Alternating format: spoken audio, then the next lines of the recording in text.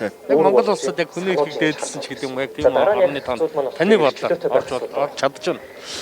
Ер нь бол маш хязгаарлагдмал байна. За өнөөдөр бол яг энэ Монгол улсын үндсэн хуулийн 16-га 16 байгаа юм л та. Итгэл үнэмшилтэй байх, үзэл бодлоо чөлөөтэй илэрхийлэх, үг хэлэх, хэвлэний идэх, тайван жагсаал цуглаан хийх, эрхчлөөгөө идэх ёстой энэ эрхээ идэлж чадахгүй байгаа хүмүүс өнөөдөр талбай дээр гарч ирээч гэж залуучуудаас уриалмаар байна. Тэгээд залуучуудаа таны эрх бол бусдын эрхээр хязгаарлагддагтай адилхан та эрхээ хамгаалж жагсаач. Тэгэхгүй бол хинч жагсахгүй. Тийм болохоор залуучуудаа гарч ирээд үгээ хэлээд, үзэл бодлоо илэрхийлээд өнөөдөр бол олон улсын хүний эрхийн өдөр.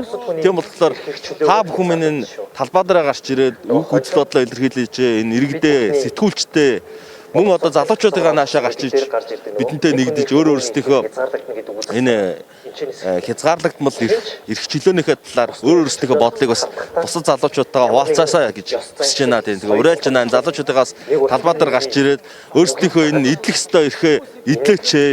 Эрх чөлөөнийхөө энэ аз жаргал, эрх чөлөө гэдэг бол ямар их үнцнээр олддог юм сайхан зүйлээ гэдгээ сайхан мэдрээч гэж уриалж байна л да. За баярлалаа.